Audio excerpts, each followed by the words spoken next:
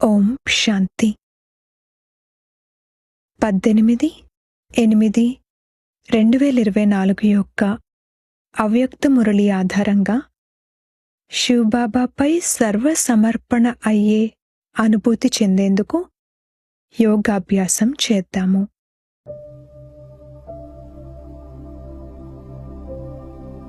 ఓం శాంతి.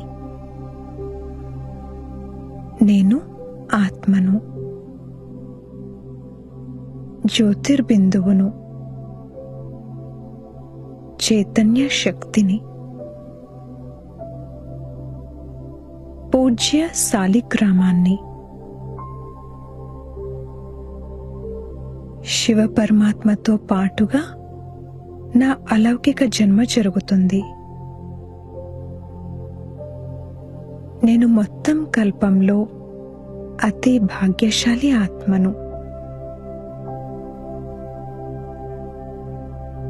నేను స్వయం శివుని ద్వారా రచించబడిన బ్రాహ్మణాత్మను. ఇప్పుడు నా మూడవ నేత్రం తెరుచుకుంది. నేను అజ్ఞాన నిద్ర నుండి మేల్కొన్నాను. సదా కోసం మేల్కొన్నాను. పూర్తి జీవితం కోసం శ్రేష్ఠ వ్రతాన్ని ధారణ చేశాను. పవిత్ర ఆహారము, పవిత్రమైన వ్యవహారము మరియు పవిత్రమైన ఆలోచనలు నా ఈ సహజమైన జీవితంలోని వ్రతము. శివబాబా నా ద్వారా విశ్వ కళ్యాణం అనే మహాయజ్ఞం యొక్క కార్యాన్ని సంపన్నం చేయిస్తున్నారు. నాకు బాబా నుండి హృదయపూర్వకమైన ఆశీర్వాదాలు ప్రాప్తిస్తున్నాయి. నేను బాబాకు అతి ప్రియమైన బిడ్డను. నాపై బాబా బలిహారం అవుతారు మరియు నేను కూడా బాబాపై బలిహారం అవుతాను. మనస, వాచ, కర్మణ ద్వారా బాబా ఎదురుగా సమర్పణ అవుతున్నాను.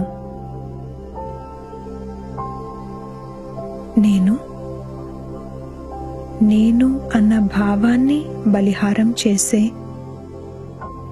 బలిహారి ఆత్మను.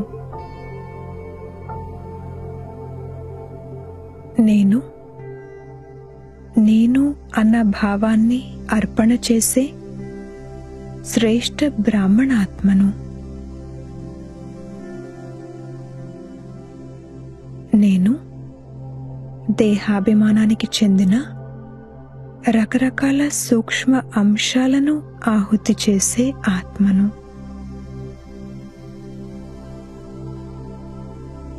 ఇప్పుడు ఒక దృశ్యాన్ని ఎదురుగా చూస్తున్నాను. ఒక మహాయజ్ఞంలో అగ్నికుండంలో అగ్ని కాలుతూ ఉంది. శ్రేష్ఠ బ్రాహ్మణాత్మనైన నేను ఈ యజ్ఞం యొక్క జ్వాలలో అనేక రకాల నేను అనే వాటిని ఆహుతి ఇస్తున్నాను. దేహభానానికి చెందిన నేను అనే దానిని ఆహుతి ఇస్తున్నాను. సంబంధ సంపర్కాలలో చిక్కుకోవడానికి సంబంధించిన నేను అనే దానిని ఆహుతి ఇస్తున్నాను. పోస్ట్ పొజిషన్కు సంబంధించిన నేను అనే దానిని ఆహుతి ఇస్తున్నాను.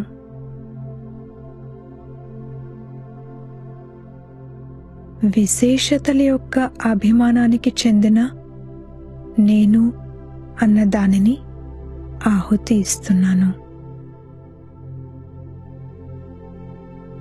ఈ విశేషతలు పరమాత్మ ఇచ్చిన వరాలు, పరమాత్మ ఇచ్చిన కానుకలు.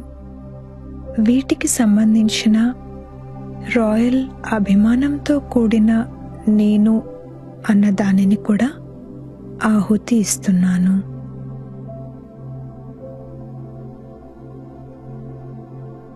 ఈ రకరకాల నేను అన్న భావనలు యజ్ఞకుండం యొక్క జ్వాలలో కాలి భస్మమవుతున్నాయి. నేను సంపూర్ణ పవిత్ర శుద్ధ ఆత్మను. నా జన్మ బాబా కోసమే ఉంది. నా ప్రతి ఖజానా విశ్వ కళ్యాణం కోసమే ఉంది. నేను బాబాపై సమర్పణ అయ్యాను, సర్వ సమర్పణ అయ్యాను. మనసు, బుద్ధి, సంస్కారాల సహితంగా సమర్పణ అయ్యాను.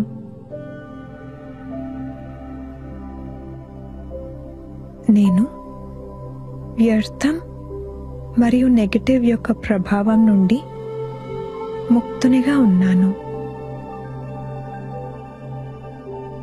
పరివర్తన అనే మార్గంలో నేను అందరికన్నా ముందున్నాను. నేను తీవ్ర పురుషార్థిని. నా 63 జన్మల పాత సంస్కారాలు పరివర్తన అవుతున్నాయి. నేను మనస్ఫూర్తిగా రియలైజ్ అయ్యి సదా కోసం వీటిని పరివర్తన చేస్తున్నాను. దివ్యత్వం నా న్యాచురల్ నేచర్. నా మనసులో భావం మరియు భావన ప్రతి ఆత్మ పట్ల శుభంగా ఉంటుంది. అశుభ భావనను కూడా పరివర్తన చేసి శుభ భావనను ఉంచుతాను. ప్రతి ఆత్మ విషయంలోనూ వారు తప్పకుండా మారతారు అన్న శుభకామనను ఉంచుతాను. ఎవరి విషయంలోనూ జడ్జ్గా అయి జడ్జ్మెంట్ ఇవ్వను. నేను ప్రకృతిని కూడా పరివర్తన చేస్తాను. కావున ఆత్మలను కూడా సహజంగా పరివర్తన చేస్తాను. నేను సతోగుణిగా తయారు చేసే ఆత్మను.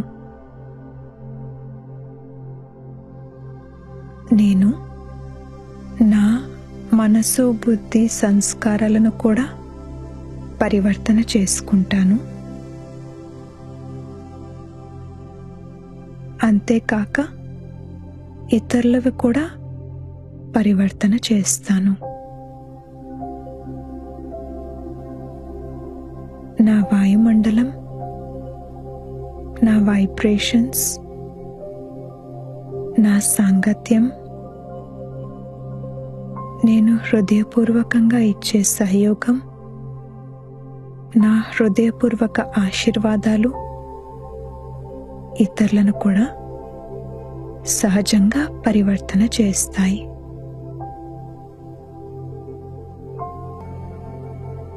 బాబా నుండి నాపైకి ప్రకాశవంతమైన బంగారు కిరణాలు పడుతున్నాయి. నేను బాబా యొక్క ఆ దివ్య కిరణాలలో లీనమైపోతున్నాను. ఈ కిరణాలు ఆత్మలందరి వైపుకు కూడా వ్యాపిస్తూ అందరినీ పరివర్తన చేస్తున్నాయి. అనేకులను కర్మయోగులుగా చేస్తున్నాయి, ఆశావాదులుగా చేస్తున్నాయి. అనేక మంది మైక్ క్వాలిటీ ఆత్మలకు శక్తి లభిస్తూ ఉంది. అందరూ బాబా యొక్క వారస్ పిల్లలుగా తయారవుతున్నారు.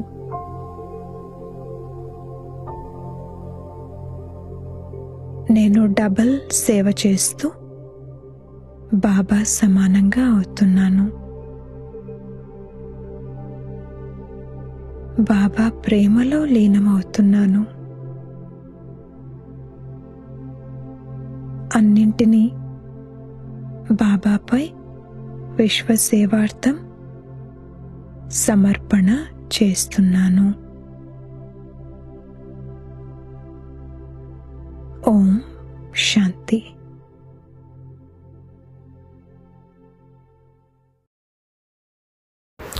ఓం శాంతి. మురళీ డేట్ 23/8/2024. మధురమైన పిల్లలు, దుఃఖహర్త సుఖకర్త అయిన తండ్రిని స్మృతి చేసినట్లయితే మీ దుఃఖాలన్నీ దూరమైపోతాయి. అంతిమతి సోగతి ఏర్పడుతుంది. ప్రశ్న: తండ్రి పిల్లలైన మీకు నడుస్తూ తిరుగుతూ స్మృతిలో ఉండాలి అని డైరెక్షన్ ఎందుకు ఇస్తారు? జవాబు: ఎందుకంటే స్మృతి ద్వారానే జన్మల పాపాల భారం తొలగిపోతుంది. స్మృతి ద్వారానే ఆత్మ సతోప్రధానంగా అవుతుంది. ఇప్పటి నుండి స్మృతిలో ఉంటే, అభ్యాసం ఉన్నట్లయితే చివరి సమయంలో ఒక్క తండ్రి స్మృతిలోనే ఉండగలుగుతారు. అంతిమ సమయం కోసం అంతిమ సమయంలో ఎవరైతే స్త్రీని స్మరిస్తారో గాయనం ఉన్నది. తండ్రిని స్మృతి చేయడం ద్వారా 21 జన్మల సుఖము ఎదురుగా వస్తుంది. తండ్రి వంటి మధురమైన వారు ప్రపంచంలో ఎవ్వరూ లేరు. అందుకే తండ్రి డైరెక్షన్ ఏమిటి అంటే, పిల్లలు నడుస్తూ తిరుగుతూ తండ్రి స్మృతే చేయాలి. ఓం శాంతి. ఎవరి స్మృతిలో కూర్చున్నారు? ఇది అందరినీ దుఃఖాల నుంచి విడిపించే ఆ ఒక్కరితో ఉండే ప్రియాతి ప్రియమైన సంబంధము. తండ్రి పిల్లల్ని చూస్తే అన్ని పాపాలు అంతమైపోతూ ఉంటాయి. ఆత్మ సతోప్రధానం వైపుకు వెళ్తుంది. దుఃఖమైతే అపారంగా ఉంది కదా. దుఃఖహర్త సుఖకర్త అని గానం కూడా చేస్తారు. ఇప్పుడు తండ్రి మిమ్మల్ని సత్యాతి సత్యంగా అన్ని దుఃఖాల నుండి విడిపించడానికి వచ్చారు.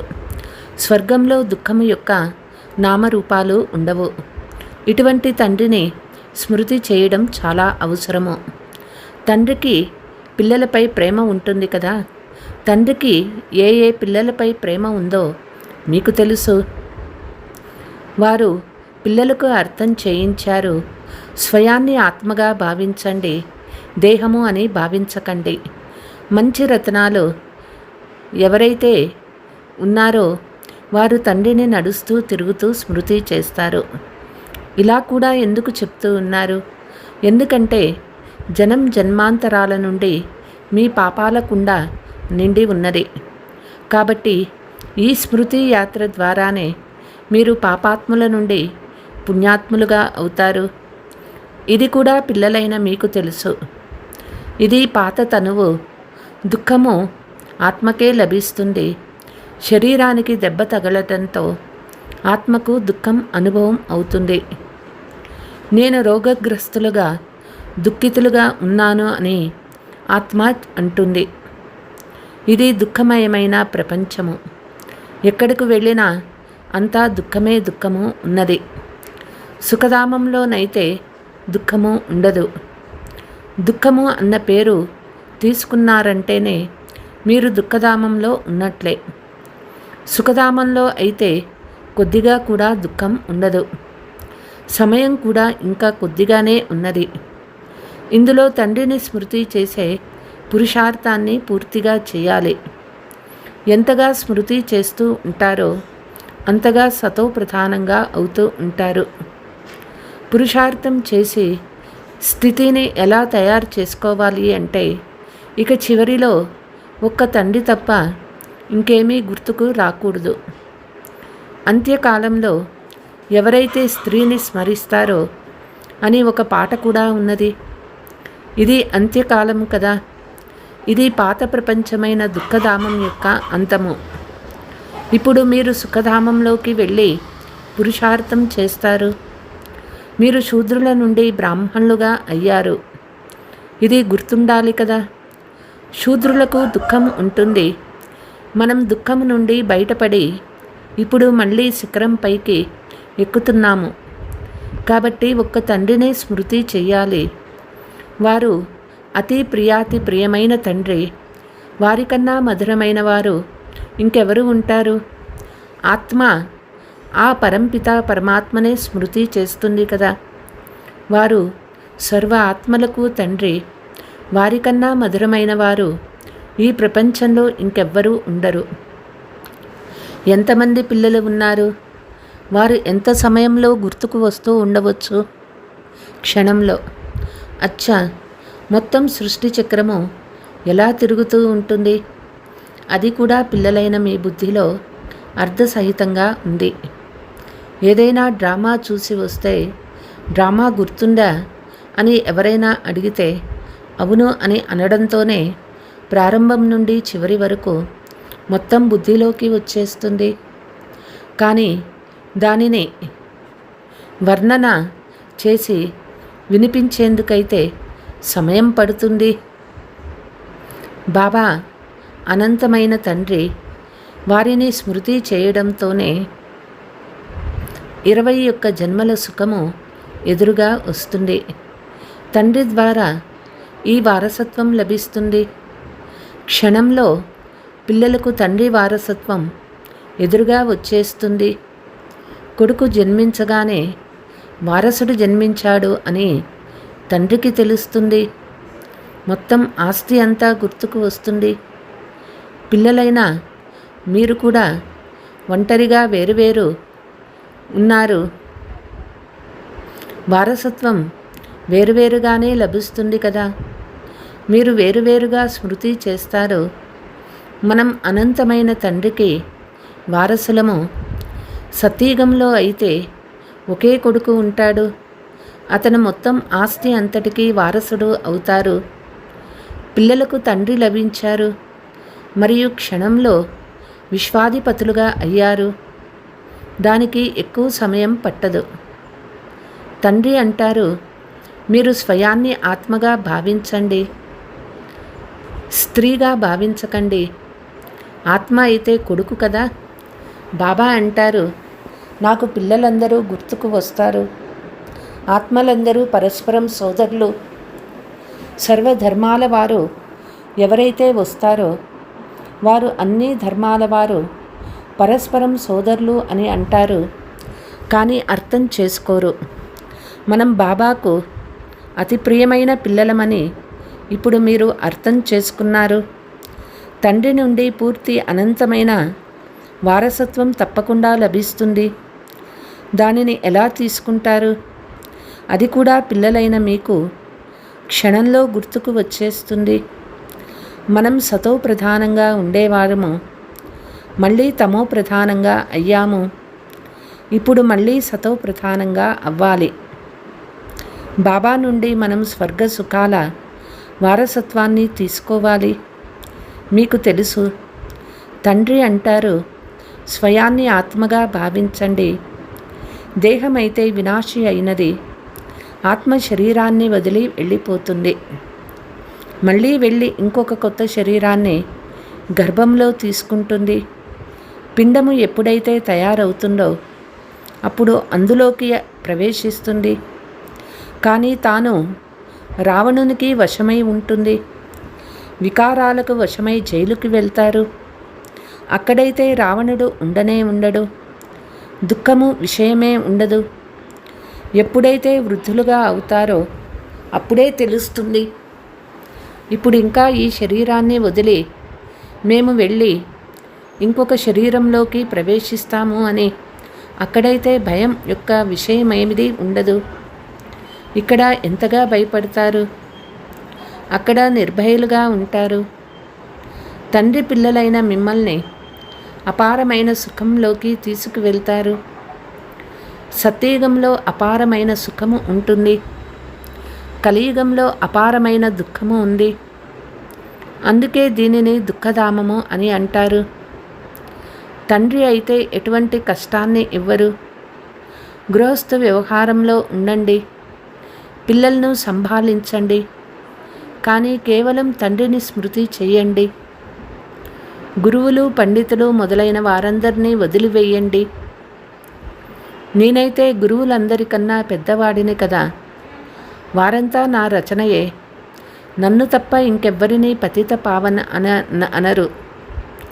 బ్రహ్మ, విష్ణు, శంకర్లను పతిత పావన అని అంటారా? లేదు, నన్ను తప్ప దేవతలను కూడా అలా అనలేరు. ఇప్పుడు పిల్లలైన మీరు గంగను పతిత్ పావని అని అంటారా? ఈ నీటి నదులైతే ఎల్లప్పుడూ ప్రవహిస్తూనే ఉంటాయి. గంగా, బ్రహ్మపుత్ర మొదలైనవి కూడా మొదటి నుండి ఉన్నాయి. వీటిలో అయితే స్నానాలు చేస్తూనే ఉంటారు. వర్షాలు కురిస్తే వరదలు వస్తాయి, అది కూడా దుఃఖమే కదా. అపారమైన దుఃఖము ఉన్నది. వరదల్లో ఎంతమంది మనుషులు మరణించారో చూడండి. సత్యయుగంలో దుఃఖపు విషయమే ఉండదు. జంతువులకి కూడా దుఃఖము ఉండదు, వాటికి కూడా అకాల మృత్యువు ఉండదు. ఈ డ్రామాయే ఈ విధంగా రచించబడి ఉంది. భక్తిలో పాడుతారు, బాబా మీరు ఎప్పుడైతే వస్తారో అప్పుడు మేము మీ వారిగా అవుతాము అని. వారు రావడమైతే వచ్చారు కదా. దుఃఖధామము యొక్క అంతిమము మరియు సుఖధామము యొక్క ఆది, ఈ రెండిటి మధ్యలోనే వారు వస్తారు. కానీ ఇది ఎవ్వరికీ తెలియదు. సృష్టి ఆయుష్ ఎంత ఉంటుంది ఇది కూడా తెలియదు. తండ్రి ఎంత సహజంగా తెలియచేస్తారు. సృష్టి చక్రము యొక్క ఆయుష్ 5000 సంవత్సరాలు అని. ఇంతకుముందు మీకు ఏమైనా తెలుసా? వారైతే లక్షల సంవత్సరాలు అని అనేస్తారు. ప్రతి యుగము 1250 సంవత్సరాలు ఉంటుందని ఇప్పుడు తండ్రి అర్థం చేయించారు. స్వస్తిక్లో పూర్తిగా 4 భాగాలు ఉండడం చూపిస్తారు. కొద్దిగా కూడా తేడా ఉండదు. ఖచ్చితమైన లెక్క ఉండాలి అని వివేకం కూడా చెప్తుంది. జగన్నాథ్ పురిలో కూడా కుండలో అన్నం వండుతారు. అది దానంతటా అదే పూర్తిగా 4 భాగాలు అయిపోతుంది. అటువంటి యుక్తి రచించబడి ఉన్నది. అక్కడ అన్నం ఎక్కువ తింటారు. జగన్నాథ్ అనండి లేక శ్రీనాథ్ అనండి, విషయం ఒక్కటే. ఇద్దరిని నల్లగా చూపిస్తారు. శ్రీనాథ్ మందిరంలో నేటి కుండలు ఉంటాయి. అక్కడ అన్నీ నేతిలో చేయబడిన మంచి మంచి మిఠాయిలు లభిస్తాయి. బయట దుకాణం ఉంటాయి. ఎంత నైవేద్యం పెడుతూ ఉండవచ్చు. యాత్రికులందరూ వెళ్ళి దుకాణాలలో నుండి తీసుకుంటారు. జగన్నాథ్ పురిలో అంతా అన్నమే అన్నము ఉంటుంది. వారు జగన్నాథుడు, వీరు శ్రీనాథుడు. సుఖధామాన్ని మరియు దుఃఖధామాన్ని చూపిస్తారు. శ్రీనాథుడు సుఖధామానికి చెందినవారు, జగన్నాథుడు దుఃఖధామానికి చెందినవారు. ఈ సమయంలో కామచితిపైకి ఎక్కి నల్లగా అయిపోయారు. జగన్నాథునికి కేవలం అన్నం నైవేద్యం పెట్టడం జరుగుతుంది. ఇతడిని పేదవానిగా, అతడిని షావుకారిగా చూపిస్తారు. జ్ఞానసాగరుడు ఒక్క తండ్రే. భక్తిని అజ్ఞానం అని అంటారు. దాని ద్వారా ఏమీ లభించదు. అక్కడ కేవలం గురువులకి సంపాదన ఎంతో జరుగుతూ ఉంటుంది. ఎవరైనా తెలివైన వారు ఉంటే, అతని నుండి ఎవరైనా నేర్చుకుంటే, అతను మా గురువు, అతను మాకు ఇది నేర్పించారు అని అంటారు. వారందరూ దైహికమైన వారు, జన్మలు తీసుకునేవారు. ఇప్పుడు మీతో ఎవరు ఉన్నారు? విచిత్రమైన తండ్రి. వారంటారు, ఇది నా శరీరం కాదు, ఇది దాదా శరీరము. ఇతడు పూర్తిగా 84 జన్మలు తీసుకున్నారు. ఇతని అనేక జన్మల అంతిమంలో మిమ్మల్ని సుఖధామంలోకి తీసుకువెళ్ళేందుకు నేను ఇతనిలోకి ప్రవేశిస్తాను. ఇతడినే గోముఖము అని కూడా అంటారు. గోముఖం వద్దకు ఎంత దూరాల నుండి వస్తారు. ఇక్కడ కూడా గోముఖం ఉంది. పర్వతాల నుండి నీరైతే తప్పకుండా వస్తుంది. బావిలోకి కూడా రోజు నీరు పర్వతాల నుండి వస్తుంది. అవి ఎప్పుడూ ఆగిపోవు, నీరు వస్తూనే ఉంటుంది. ఎక్కడి నుండైనా కాలవ వెలువడిందంటే దానిని గంగాజలము అని అనేస్తారు. అక్కడికి వెళ్ళి స్నానాలు చేస్తారు. దానిని గంగాజలము అని భావిస్తారు. కానీ ఆ నీటి ద్వారా పతీత్ నుండి పావనంగా అవుతారా? తండ్రి అంటారు, పతీత్ పావన్ ఒక్క తండ్రే అయినారు. హే ఆత్మలారా, తండ్రిని ఒక్కరిని స్మృతి చెయ్యండి. దేహ సహితంగా దేహపు సర్వ సంబంధాలను వదిలి స్వయాన్ని ఆత్మగా భావిస్తూ తండ్రి స్మృతి చేసినట్లయితే మీ జనం జన్మల పాపాలు భస్మమవుతాయి. తండ్రి మిమ్మల్ని జనం జన్మల పాపాల నుండి విడిపిస్తారు. ఈ సమయంలో అయితే ప్రపంచంలో అందరూ పాపాలు చేస్తూ ఉంటారు. కర్మభోగము కదా. గత జన్మలో పాపాలు చేశారు. ఇవి 63 జన్మల లెక్కాచారాలు. కొద్దిగా కళలు తగ్గిపోతూ వస్తూ ఉంటాయి. ఏ విధంగా చంద్రుని కళలు తగ్గుతూ ఉంటాయో అలాగే ఇది అనంతమైన పగలు రాత్రి.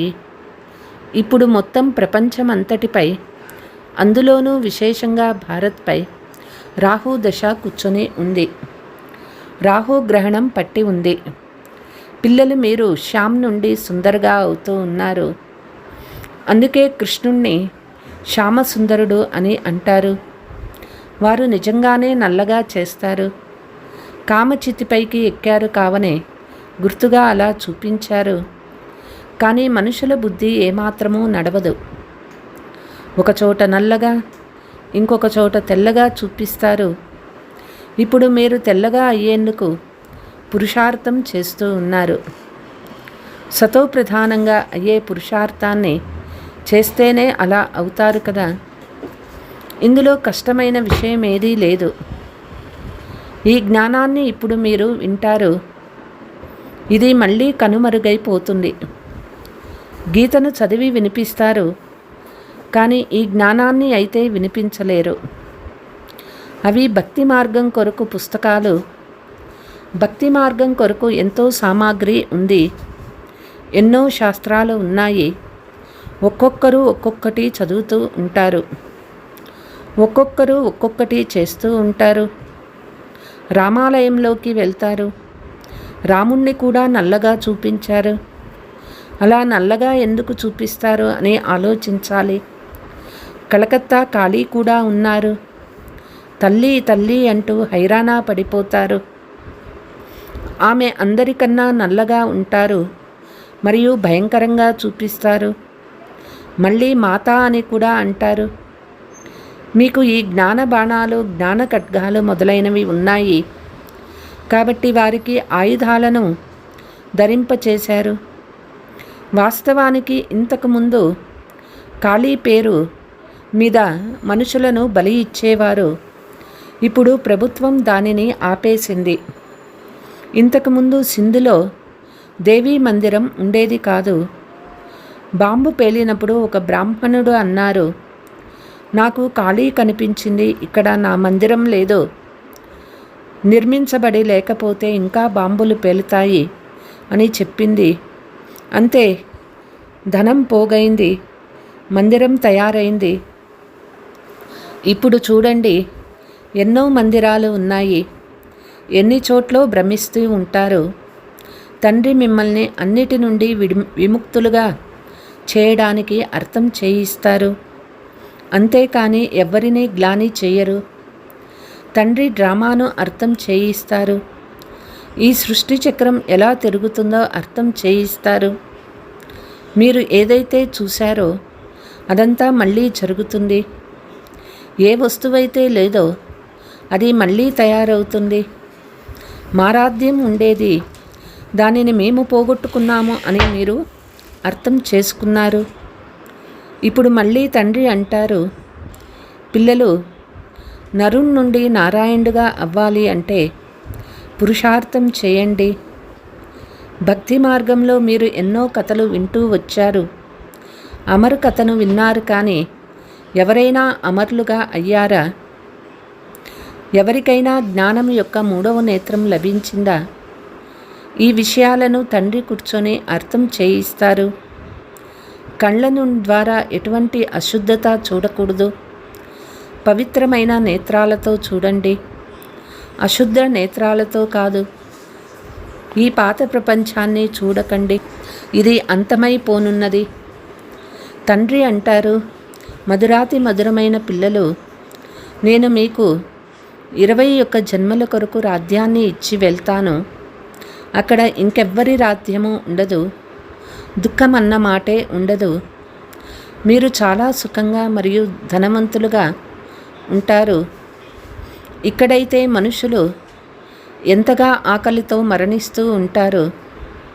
అక్కడైతే మొత్తం విశ్వం అంతటిపైన మీరు రాజ్యం చేస్తారు. దానికి ఎంతో కొద్ది భూమి కావాలి.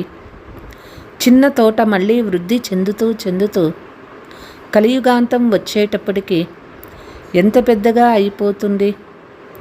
మరియు పంచవికారాలు ప్రవేశించిన కారణంగా అది ముళ్ళ అడవిగా అయిపోతుంది. తండ్రి అంటారు, కామ మహాశత్రువు. దానివల్ల ఆది మధ్యాంతాలు దుఃఖాన్ని పొందుతారు. జ్ఞానాన్ని మరియు భక్తిని కూడా ఇప్పుడు మీరు అర్థం చేసుకున్నారు.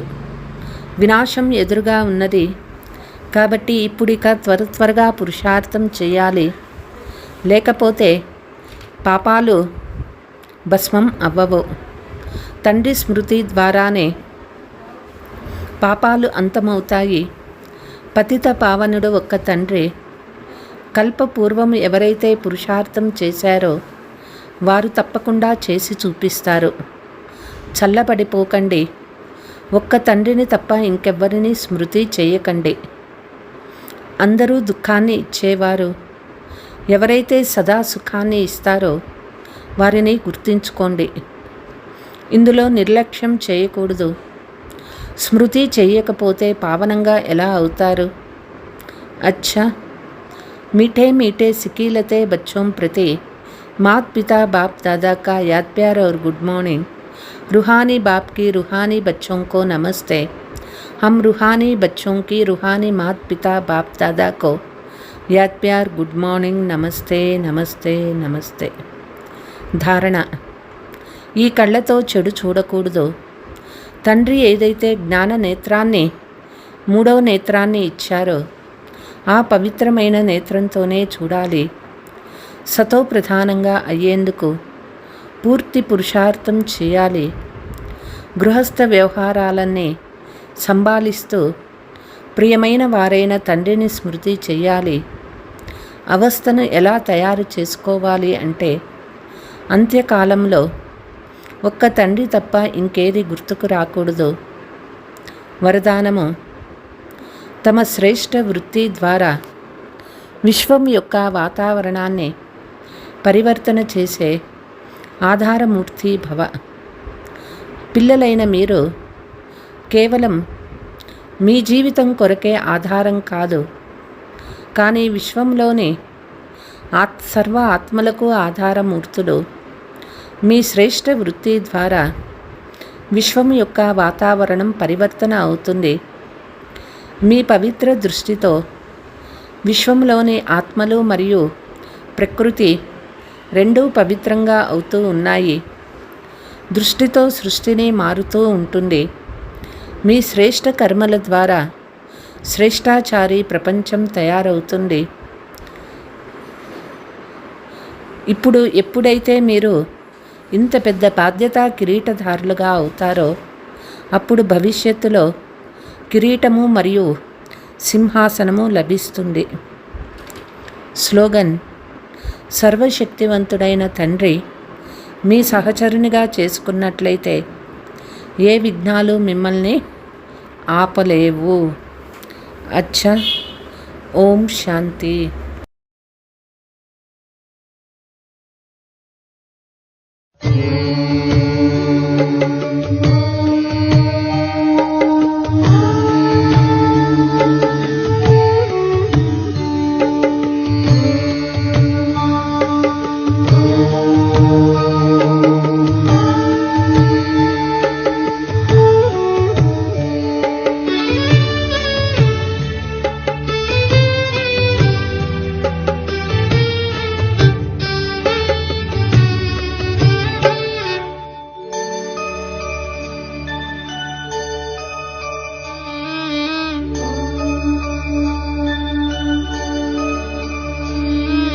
मैं अविनाशी शक्ति हूँ,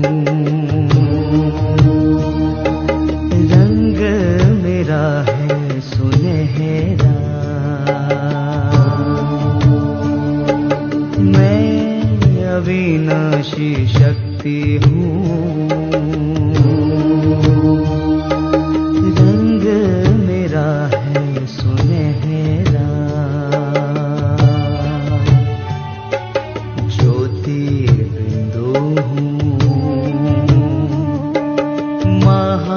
ज्योति की शांति है स्वधर्म मेरा। मैं अविनाशी शक्ति हूँ, रंग मेरा है सुनहरा।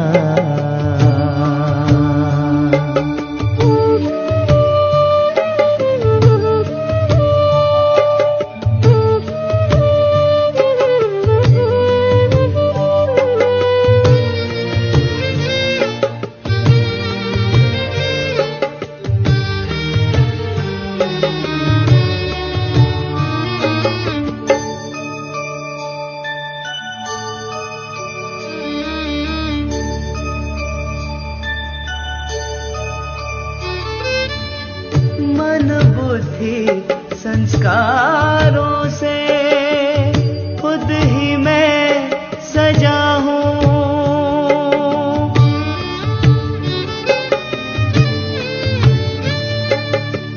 मन बुद्धि संस्कारों से खुद ही मैं सजा हूँ। सुंदर पवित्र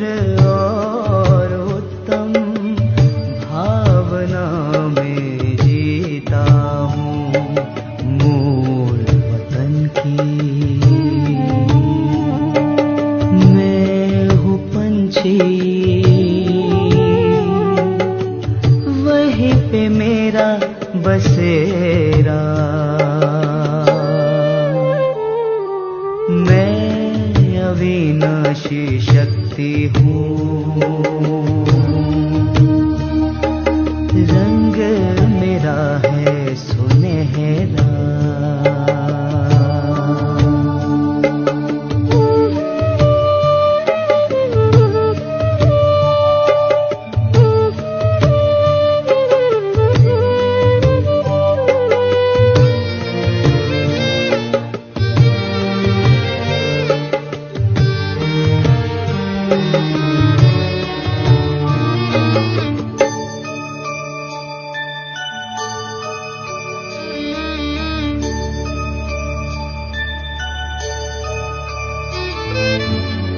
तन मेरा मंदिर है ये, मैं हूँ इसमें मूरत।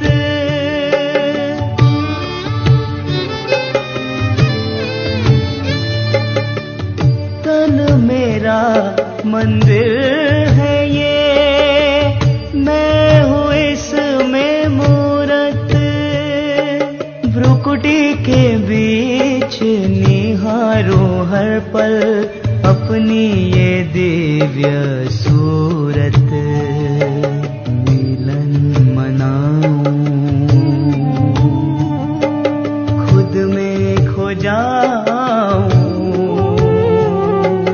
हो जाए मन उजियारा।